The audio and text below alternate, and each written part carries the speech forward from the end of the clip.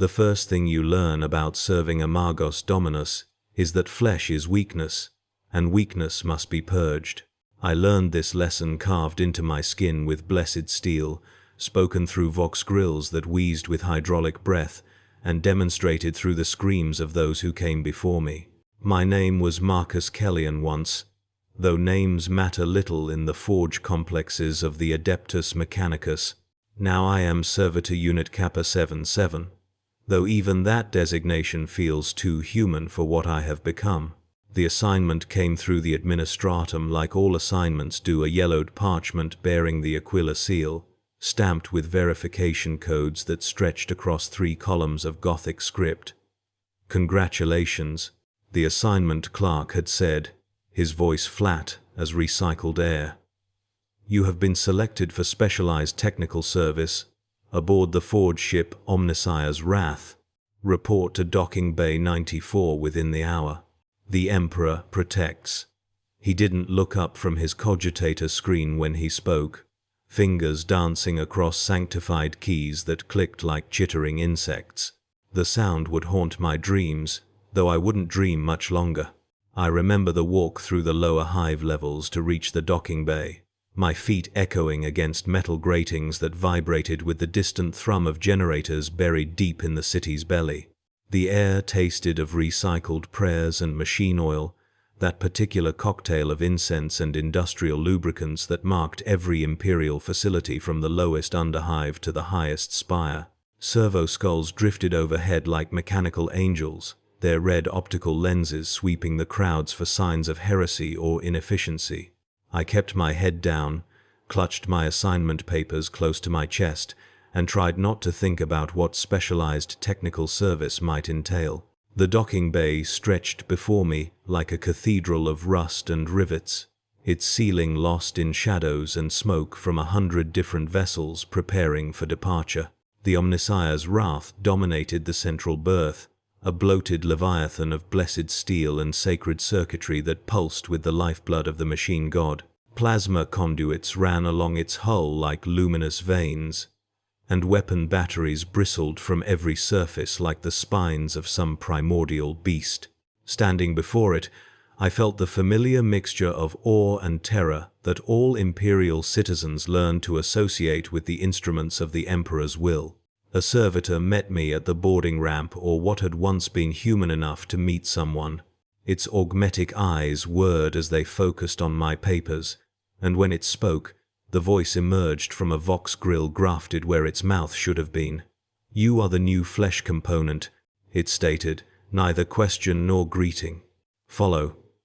The servitor turned with mechanical precision and began walking up the ramp. Its gait was perfectly measured, each step identical to the last, and I found myself unconsciously trying to match its rhythm as I followed. Inside the ship, the air hummed with barely contained power. Corridors stretched in every direction, lined with pipes that gurgled with mysterious fluids and cables that sparked with sacred electricity. The walls were decorated with brass etchings of the Mechanicus's holy symbols, the skull and gear, the blessed cogwheel, the omniscient eye of the Omnissiah. Red light bathed everything, making the shadows dance like living things. The servitor led me deeper into the ship's bowels, past chambers where other servitors performed endless, repetitive tasks with the dedication of the truly faithful. "You will be processed," the servitor informed me as we walked. "The Magos Dominus requires optimal efficiency from all flesh components. Weakness will be identified and corrected. Pain is temporary. Service is eternal." The words were delivered with the same mechanical inflection as everything else it said, but something in the phrasing made my skin crawl. I wanted to ask questions. What did processing mean? What kind of corrections? How temporary was temporary? But the servitor's pace never slowed, and I sensed that questions would not be welcomed. We descended through 3 levels of the ship, each one more oppressive than the last. The corridors grew narrower, the ceiling lower, until I felt like I was walking through the arteries of some vast mechanical organism. The smell of ozone and blessed oils grew stronger, mixed with something else, something organic and unpleasant that I couldn't quite identify. It reminded me of the medical districts in the mid-hive, that cocktail of antiseptic and barely controlled decay that marked places where flesh met steel in ways the body was never meant to accommodate. Finally, we stopped before a blast door marked with warning runes in High Gothic. The servitor placed its hand on a scanning device, and the door cycled open with a hiss of pressurized air. Beyond lay a chamber that defied easy description, part surgical theater, part shrine to the machine god, part nightmare made manifest in blessed steel and ceramic. The walls were lined with surgical arms that moved with their own arcane purpose, tending to a dozen different projects simultaneously. Tanks bubbled with cultures I couldn't identify, and the floor was crossed with drainage channels that gleamed wetly in the red light. At the center of it all stood the Magos Dominus. I had seen images of the Adeptus Mechanicus in propaganda reels and Imperial texts, but nothing had prepared me for the reality of standing before one of their high-ranking members. The Magos was more machine than man, its original form so heavily modified that identifying where flesh ended and blessed steel began was impossible. Multiple augmetic arms sprouted from its back, each one ending in a different tool: surgical saw, plasma cutter, injection device, scanning apparatus. Its head was a marvel of sacred technology, banks of optical lenses replacing organic eyes, and a vox grill speaking in binary cant that my ears could barely process. Magos Dominus Zereth Omega 9, the servitor announced. The flesh component has arrived for processing. The Magos turned its attention to me, and I felt the weight of its mechanical gaze like a physical presence. When it spoke, the words emerged from multiple vox grills at once, creating an unsettling harmony that seemed to bypass my ears and speak directly to my brain. Flesh component designation: Marcus Kellian. Age: 27, Terran Standard. Previous assignment: Manufactorum drone. Secondary level. Genetic markers suggest moderate compatibility with augmetic integration. Psychological profile indicates acceptable levels of compliance. It paused, servos whirring as it processed additional data. Beginning preliminary assessment. Before I could react, two servitors flanked me, their grip surprisingly strong as they guided me toward an examination table that resembled an altar more than medical equipment. The surface was inscribed with prayers to the machine god, and restraining clamps waited at regular intervals. "Wait," I managed to say, my voice cracking with sudden fear. "What exactly is this processing? What are you going to do to me? What are you going to do to me?" The Magos tilted its head, optical lenses focusing and refocusing with mechanical precision. "Questions indicate suboptimal neural conditioning," it observed to one of the servitors, who made a notation on a data slate with movements too quick for human eyes to follow. "The flesh component requires education in proper service protocols." Beginning Phase 1 modifications. I tried to struggle as the servitors lifted me onto the examination table, but their augmetic strength made resistance futile. The restraining clamps closed around my wrists and ankles with soft clicks that sounded like death knells. Above me, surgical arms descended from the ceiling like mechanical spiders, each one tipped with instruments that gleamed with sacred oils and barely contained power.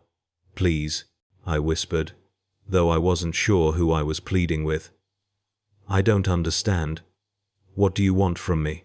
"Want is irrelevant," the Magos replied, its voice now coming from speakers positioned around the examination table. "The Omnissiah requires servants. Flesh is weak. Steel is eternal. You will be improved." One of the surgical arms moved closer to my face, its tip glowing with blessed energy. Beginning neural interface installation. The machine god's blessing upon this sacred work. The last thing I remember clearly from that first day was the sound of drilling, blessed and sanctified by prayers I couldn't understand. Pain washed over me in waves that seemed to short-circuit my ability to think, And through it all, the Magos continued its binary chanting, mixing prayers to the Omnissiah with technical specifications that might as well have been speaking in tongues. The surgical arms worked with perfect coordination, each one fulfilling its sacred purpose, while I lay helpless beneath their ministrations.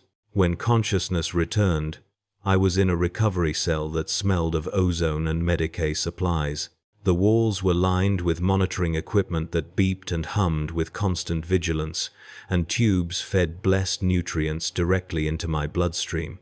I tried to lift my hand to touch my face, but the movement felt wrong, somehow delayed, as if my body was receiving orders from somewhere else. When I finally managed to look down at myself, I saw that my left arm had been replaced from the elbow down with a mechanical appendage that gleamed dully in the cell's red light. The augmetic arm moved when I thought about moving it, but there was a strange delay between intention and action, as if my thoughts had to travel through unfamiliar pathways before reaching their destination. When I flexed the mechanical fingers, they moved with inhuman precision, each digit articulating with mathematical perfection. It was beautiful in its way, a masterwork of sacred engineering that made my remaining flesh feel clumsy and inadequate by comparison. A servitor entered the cell different from the one that had guided me earlier, but sharing the same mechanical precision in movement and speech. Flesh component adaptation proceeding within acceptable parameters, it announced, consulting a data slate that seemed to update itself in real time. Phase 1 modifications successful. Preparing for Phase 2 implementation. It moved to check the monitoring equipment, mechanical fingers dancing across blessed controls with practiced efficiency. "What's Phase 2? I asked, surprised by how weak my own voice sounded. The servitor paused in its work, optical sensors focusing on me with mechanical interest. "Query indicates continued presence of individual personality matrix," it observed, making another notation on its data slate. "Recommendation: accelerated neural conditioning to achieve optimal compliance levels." It finished its checks and turned toward the door. "Rest period concluding in 6 hours, 17 minutes, 43 seconds. The Magos Dominus requires your presence for continued processing." The servitor's words echoed in my mind long after its mechanical footsteps faded down the corridor. 6 hours, 17 minutes, 43 seconds. I found myself counting along with the chronometer embedded in my neural implants, watching the digits cascade downward like grains of sand through an hourglass, marking my remaining moments of what? Humanity? Individuality? The concepts felt increasingly abstract. I pressed my face against the cold metal wall of my quarters, feeling the subtle vibrations of the forge ship's massive engines thrumming through the hull. Somewhere in those depths, thousands of servitors labored in perfect unison, their minds stripped of doubt, fear, and the terrible burden of choice. Part of me, a growing part, wondered if that wasn't a mercy. The door to my chamber hissed open without warning. I hadn't heard footsteps this time, only the soft whisper of robes across deck plating. The Magos Dominus stood silhouetted in the doorway, his towering frame blocking out the ruddy illumination from the corridor beyond. In the dim light, I could make out the gleam of fresh augmentations, new mechadendrites writhing slowly behind his shoulders like metallic serpents tasting the air. "You have been contemplating," he stated, the vox grill in his throat, giving his words an oddly melodious quality. It wasn't a question. "I have little else to do," I replied, surprised by the steadiness of my own voice. He glided into the chamber with that unsettling silence that seemed to follow him everywhere. This close, I could smell the sacred oils and incense that clung to his robes, mixed with the metallic tang of his augmentations. Contemplation is inefficient. It breeds doubt, and doubt leads to malfunction. "Is that what I am to you? A malfunctioning machine?" The red lenses of his optics whirred as they focused on me. For a moment, I thought I detected something almost like curiosity in that mechanical gaze. "You are a puzzle," he said finally. "Your neural patterns resist standardization in ways that are intriguing." He extended one of his mechadendrites toward me, its tip splitting open to reveal delicate scanning equipment. The beam of light that played across my face was warm, almost caressing. Most subjects show significant degradation of individual response patterns within the first 72 hours of processing. You, however, maintain surprisingly robust cognitive barriers. I pulled back from the scanner, pressing myself against the wall. Maybe because I'm not a machine to be programmed. "Everything is a machine," the Magos Dominus replied matter-of-factly. "Flesh, steel, the synaptic patterns that create the illusion of consciousness, all merely different forms of mechanism. The beauty lies in understanding their function, optimizing their performance." He settled himself on the edge of my cot with surprising grace for something so large and mechanical. The furniture groaned under his weight, servos whining softly as he adjusted his position. "Tell me, what do you fear most about the transformation?" The question caught me off guard. Throughout this ordeal, no one had asked me what I thought or felt about anything. What? Your fear responses are among the most persistent elements of your psychological profile. Understanding their nature may prove instructive. He folded his hands in his lap, the gesture almost pastoral if not for the clicking of mechanical joints. "Speak freely. Consider it a final confession, if you will." I stared at him, trying to reconcile this apparent interest with everything I'd witnessed of the Mechanicus. "Why do you care? Curiosity is the foundation of knowledge. And you, as I have noted, are curious indeed." He tilted his head slightly, optical lenses adjusting. "Your resistance patterns suggest cognitive architectures that may prove valuable if properly understood and channeled." Something in his tone made my skin crawl. "Valuable how?" "There are others like you, scattered across the Imperium, individuals whose neural patterns resist standard conditioning protocols. Most are simply processed through more intensive procedures until compliance is achieved. But perhaps there is another way." He leaned forward slightly, and I caught a glimpse of organic flesh beneath the cowl of his hood, a patch of pale skin around what might once have been a human eye, now replaced with a cluster of mechanical sensors. "You could serve as a template, a baseline for developing new conditioning techniques. Your resistance could become a tool for understanding and ultimately overcoming similar anomalies in future subjects." The full horror of what he was suggesting settled over me like a shroud.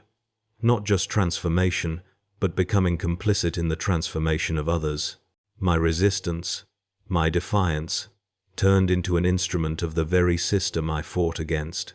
"You're insane," I whispered. "Sanity is subjective. Efficiency is not." He stood, robes rustling around his augmented frame. "You will report to Laboratory Tertius in 5 hours, 53 minutes, 12 seconds. The next phase of your processing will begin."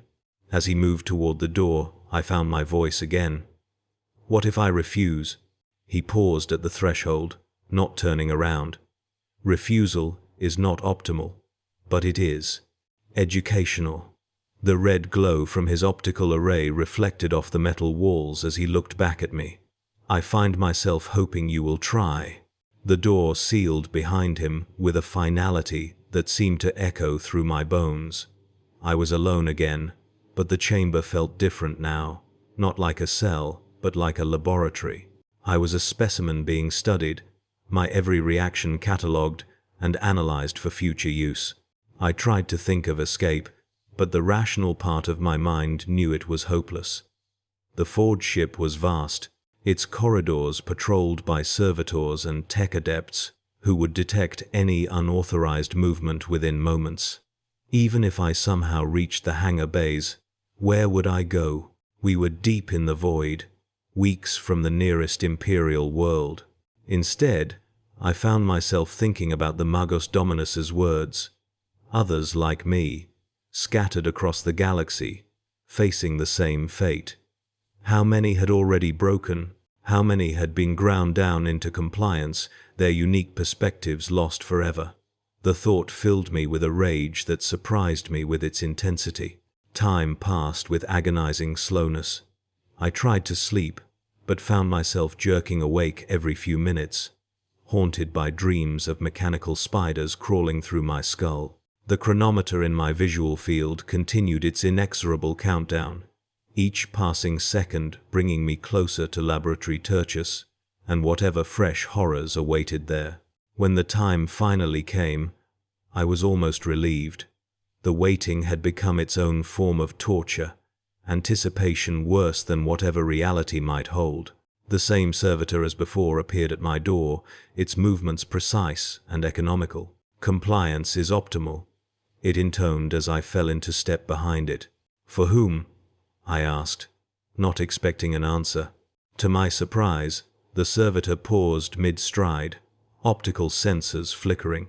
For a moment, its voice carried an inflection I hadn't heard before, almost questioning. "Query parameters, unclear, resuming standard protocols." Had that been a glitch, or something else? The moment passed so quickly, I couldn't be sure, but it left me with a strange feeling of unease. Even the servitors weren't quite what they seemed. Laboratory Tertius proved to be a vast chamber deep in the ship's bowels, its walls lined with surgical equipment that gleamed under harsh lumens. At the center stood an operating table surrounded by mechanical arms and sensors, while banks of cogitators hummed quietly along the walls. The air was thick with the smell of ozone and sacred oils. The Magos Dominus waited beside the table, but he wasn't alone. Two other figures in red robes flanked him, tech adepts whose augmentations were less extensive, but no less disturbing. One had replaced both arms with mechanical manipulators, while the other's face was a maze of cables and sensor arrays beneath his hood. "Welcome," the Magos Dominus said as I was escorted into the chamber. "We are ready to begin the next phase of your education." I was strapped to the table with surprising gentleness, the restraints adjusting automatically to my body. Above me, a forest of mechanical arms descended from the ceiling, their tips bristling with instruments I couldn't identify. Some looked like surgical tools, others more like the delicate probes used to adjust machine spirits. "The procedure you are about to undergo is experimental," the Magos Dominus explained, his voice taking on the cadence of a lecture. "Standard conditioning protocols have proven inadequate for subjects with your particular neurological profile. Therefore, we shall attempt a more nuanced approach." One of the tech adepts approached, carrying a device that looked like a metallic crown studded with neural interface spikes. "This will allow us to map your resistance patterns in real time," the Magos Dominus continued. "Rather than attempting to crush your individuality, we will instead seek to redirect it." The crown was lowered onto my head with mechanical precision, each spike finding its target with disturbing accuracy. I felt a brief stab of pain as they penetrated my skull, then a strange tingling sensation as they made contact with my brain tissue. "Fascinating," murmured one of the tech adepts, studying readings on a nearby cogitator. "Neural pathway integrity remains at 97%, despite previous conditioning attempts." "Indeed," the Magos Dominus replied. "Now, let us see what happens when we apply controlled pressure to specific cognitive clusters." Pain lanced through my skull like white fire, but it was different from the crude agony of the previous sessions. This was precise, targeted, like a surgeon's scalpel rather than a butcher's cleaver. I could feel my thoughts being probed, examined, catalogued with scientific detachment. "Resistance pattern Alpha 7 manifesting in sectors 4 through 9, reported the tech adept with mechanical arms. "Shall I apply compensatory pressure?" "Not yet," the Magos Dominus said. "I want to observe the natural progression first." Through the haze of pain, I realized what they were doing. They weren't trying to break me. They were mapping me, learning exactly how my mind worked so they could replicate the process on others. My suffering was being transformed into data, my resistance into a blueprint for future domination. The thought filled me with desperate fury, and I threw every ounce of mental strength I possessed into fighting back. The readings on the cogitators spiked, alarms chiming softly. "Remarkable," breathed the Magos Dominus. "Even under optimal conditions, the subject maintains aggressive resistance protocols. This is precisely what we hoped to document." My vision began to blur as the neural interface drew more power, but through the growing darkness, I saw something that made my blood run cold. On one of the monitor screens, I could see brain scan data, not just mine, but dozens of others. Files labeled with names I didn't recognize, showing the same neural patterns, the same resistance signatures. They had already found the others, and now they were going to use me to break them all. The realization hit me like a bolt round to the chest. All those other serfs who had vanished over the years, Kellic, Mora, dozens of others I'd barely known, they hadn't been reassigned or executed for incompetence. They'd been harvested, their resistance, their humanity, catalogued and studied until the Magos found a way to break it down into reproducible protocols. "Fascinating," Vex Matthias murmured, his voice filtering through my pain-addled consciousness. "Subject exhibits elevated stress responses upon recognition of the broader implications. This confirms the presence of what the ancient texts call empathy, concern for others beyond immediate self-preservation." I tried to speak, to curse him, but the neural interface had locked my voluntary motor functions. All I could do was watch as data streamed across the screens, my thoughts laid bare and dissected in real time. "Magos," one of the tech adepts spoke up hesitantly. "The subject's neural patterns are becoming increasingly erratic. Perhaps we should—" Silence. Vex Matthias moved closer to my restraint chair, his optical mechadendrites focusing on my face with inhuman precision. "This is the moment of breakthrough. Watch the readings carefully." The screens showed my brain activity spiking wildly as the interface dug deeper, pushing past layers of consciousness I didn't even know existed. But there, in the deepest recesses of my mind, something unexpected happened. The patterns didn't break down into neat, categorizable data. Instead, they began to resonate. I remembered my mother's voice, singing the half-remembered lullabies of our homeworld before the Imperium claimed it. I remembered the taste of real food, before processed ration paste became my sustenance. I remembered friendship, love, hope, emotions the Mechanicus had spent decades trying to systematically eliminate from their human subjects. And in that moment of crystalline memory, something in the neural interface overloaded. The screens flickered. Alarms began to sound throughout the sanctum as power fluctuations cascaded through the Magos' carefully calibrated equipment. I felt the restraints on the chair loosen as emergency protocols kicked in, diverting power from secondary systems. "What is happening?" Vex Matthias demanded, his calm finally cracking. "Report." "Cascade failure in the neural interface," one of the tech adepts called out. "The subject's brain patterns are generating some kind of feedback loop." But I understood what was really happening. It wasn't a malfunction. It was rejection.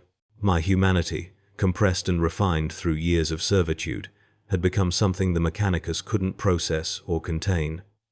Their perfect machine was choking on the thing it was designed to eliminate. The neural interface sparked and went dead. Feeling flooded back into my limbs as the chair's restraints fully retracted. Around me, the Magos' serfs were scrambling to contain the damage as his precious equipment failed system by system. I should have run then. Any rational person would have fled while the Magos was distracted. But instead, I found myself standing on unsteady legs and walking toward the central console where the brain scan data was still displayed. Kellic, Mora, 37 names in total, each representing someone who had been torn apart neuron by neuron in the service of this madman's research. Their resistance hadn't been weakness to be eliminated.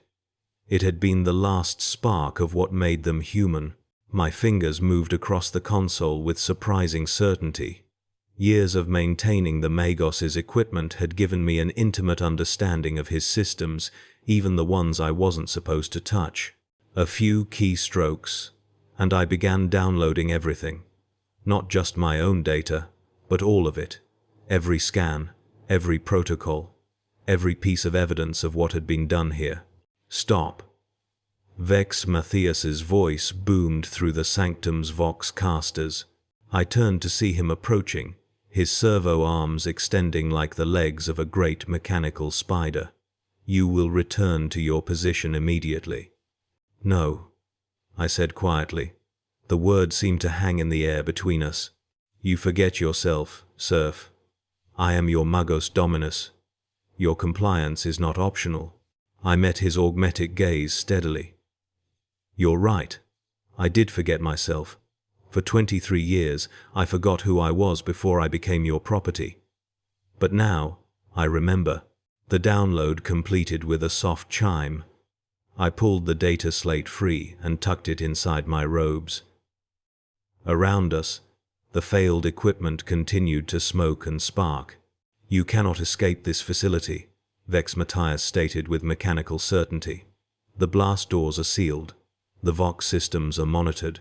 Even if you somehow managed to leave this sanctum, where would you go? What would you do? You are nothing without the Mechanicus. Nothing without me. He was probably right. I had no allies, no resources, no plan beyond this moment. But as I looked at the screens showing the neural patterns of 37 murdered souls, I realized that didn't matter. Maybe, I said, but at least I'll die as myself. The Magos lunged forward with inhuman speed, his servo arms reaching for me. But 23 years of maintaining his equipment had taught me something else. I knew exactly where the main power coupling was located. I dove under his grasping appendages and slammed my fist into the emergency disconnection lever. The sanctum plunged into darkness as the primary power grid shut down. Emergency lighting kicked in a moment later, bathing everything in hellish red. In the chaos that followed, I ran. The corridors of the facility had become a maze of emergency lights and blaring klaxons. Servo skulls buzzed overhead like angry wasps, their searchlights sweeping back and forth. I pressed myself against walls and ducked into alcoves, moving by instinct and memory through the passages I had walked for over 2 decades. Behind me, I could hear the Magos' voice echoing through the Vox system. All personnel contain the escaped serf. He carries stolen data vital to the Omnissiah's work. Use of lethal force is authorized. Lethal force.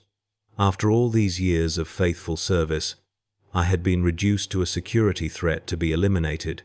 The irony would have been amusing if I hadn't been running for my life. I reached the main transit hub just as a squad of Skitari appeared at the far end of the corridor. Their galvanic rifles whined as they charged, energy crackling between the coils. I threw myself behind a maintenance console as the first volley seared through the air where I had been standing. There was nowhere left to run. The blast doors leading to the facility's exterior were sealed tight, their control systems locked down from the Magos' personal command throne. I was trapped in a maze of my own making, hunted by the very people I had served alongside for years. But as I crouched behind the console, clutching the data slate containing evidence of the Magos' crimes, I felt something I hadn't experienced in decades: purpose. Not the hollow satisfaction of completed servitude, but genuine human purpose. The Skitari were advancing, their augmetic legs carrying them forward with mechanical precision. I had perhaps seconds before they would have a clear shot. But as I prepared to make my final stand, I heard something that made my heart leap. The sound of the facility's Vox system being overridden by an external signal. This is Inquisitor Harex of the Ordo Hereticus. a stern female voice announced. By my authority, this facility is now under Inquisitorial seal. All personnel will stand down and prepare for immediate questioning. The Skitari hesitated, their tactical protocols unable to process the conflicting authority. Through the emergency lighting, I saw them exchange glances, or what passed for glances among beings whose eyes had been replaced with targeting arrays. I seized the moment. Rising from behind the console, I held the data slate high above my head. "Inquisitor," I called out. "I have evidence of heretical research, human experimentation in violation of Imperial doctrine." The facility's main blast doors groaned open with a sound like the universe sighing. Stormtroopers in carapace armor poured through the breach, their hellguns trained on anything that moved. Behind them came a figure that commanded respect through presence alone. Inquisitor Harrix, her power armor bearing the seal of the Ordo Hereticus. She was older than I had expected, her face bearing the scars of decades spent hunting heretics throughout the Imperium, but her eyes were sharp and intelligent, missing nothing as they swept across the scene before her. "I am Inquisitor Harrix," she announced, her voice carrying absolute authority. "Someone here requested Inquisitorial intervention." "Speak." I stepped forward, still clutching the data slate. "My name is Marcus Vollen. I have served as a serf in this facility for 23 years. What I have witnessed here—" I paused, searching for words that could convey the enormity of it. "The Magos has been conducting experiments on human subjects. Systematic torture designed to break down human resistance to mechanization. He's murdered at least 37 people in the process." Harrix's expression didn't change, but I saw her hand move almost imperceptibly toward her bolt pistol. "These are serious accusations, serf. Do you have proof?" I held out the data slate. "Everything is here. Brain scans, experimental protocols, records of subjects who were processed. The Magos called it research into the weakness of flesh." Before Harrix could respond, Vex Matthias's voice echoed through the facility's Vox system. "Inquisitor, you have been deceived. The serf speaks falsely. He has stolen sacred data and murdered loyal servants of the Omnissiah in his escape." Harrix took the data slate from my hands and activated it. For several long moments, she scrolled through the files in silence. When she finally looked up, her face was grim. "Magos Vex Matthias," she called out, her voice carrying through the facility's speakers. "Present yourself immediately. You will answer for what I see here." The response came not in words, but in action. The facility's defensive turrets suddenly came online, their autocannons swiveling toward the Inquisitor and her stormtroopers. But Harrix had faced worse than one deranged tech priest. "Bring him down," she ordered calmly. What followed was less a battle than an execution. The Inquisitor's stormtroopers moved with professional efficiency, their training and equipment far superior to anything the facility could muster. Within minutes, the defensive systems were offline, and Magos Vex Matthias was dragged before Harrix in chains of blessed adamantine. "You have betrayed the very foundations of the Omnissiah's teachings," Harrix told him. "Human experimentation for personal research is heresy of the highest order. I sought only to understand the weakness of flesh," Vex Matthias replied, his voice modulator crackling with damage. "To eliminate the inefficiencies of human emotion from our servants. This research would have benefited the entire Mechanicus. By torturing and murdering innocent servants of the Imperium?" Harrix's voice was cold as the void. "Your research ends here, heretic." The bolt from her pistol took Vex Matthias's head clean off, sending his heavily augmented body crashing to the deck plates. Around the facility, his remaining servo skulls simply shut down, their controlling intelligence finally silenced. In the sudden quiet that followed, Harrix turned back to me. "Serf Marcus Vollen," she said formally. Your actions today have saved countless lives and exposed a cancer within the Mechanicus. The Imperium is in your debt. I should have felt triumph, or relief, or satisfaction. Instead, I felt only exhaustion. What happens now? I asked. Now, you are free, Harex replied simply. Your period of servitude is ended. You may go where you choose, do what you will. The Imperium will provide transport to any world you name. Freedom. After 23 years, the concept seemed almost alien. I had no family waiting for me, no home to return to. The galaxy was vast and dangerous, full of horrors I could barely imagine. But as I stood in the ruins of Vex Matthias's sanctum, surrounded by the evidence of his crimes, I realized that freedom wasn't about having somewhere to go. It was about having the choice to go there. Inquisitor, I said slowly, you hunt heretics, don't you? People who betray the Imperium's trust. She nodded. It is my sacred duty. Then I know what I want to do with my freedom. 6 months later, I stood on the command deck of the Inquisitorial vessel, Eternal Vigil, wearing the black uniform of an Inquisitorial acolyte. The data I had stolen from Vex Matthias had led to the exposure of an entire network of rogue tech priests conducting similar experiments across 3 sector groups. Harex had offered me a place in her retinue, and I had accepted. It wasn't the freedom I had once dreamed of as a child.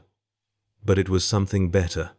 The chance to ensure that what happened to Kellic, Mora, and the 35 others would never happen again. As I watched the stars wheel past the viewport, I thought about what it meant to serve. For 23 years, I had served a madman who saw humans as nothing more than flawed machines to be perfected. Now I served something greater. The idea that every human life, no matter how humble, had value beyond measure. The Magos had been wrong about humanity's greatest weakness. It wasn't our emotions, our attachments, our stubborn refusal to embrace pure logic. Our greatest weakness was also our greatest strength, the simple, unshakable belief that we mattered, that our lives had meaning beyond mere function. And sometimes, when that belief was threatened, even a humble serf could find the courage to stand up and fight back. The stars continued their eternal dance, indifferent to the struggles of mortals. But somewhere in the vast darkness of the galaxy, other servants were finding their voices, their courage, their humanity. And that, I realized, was worth serving for.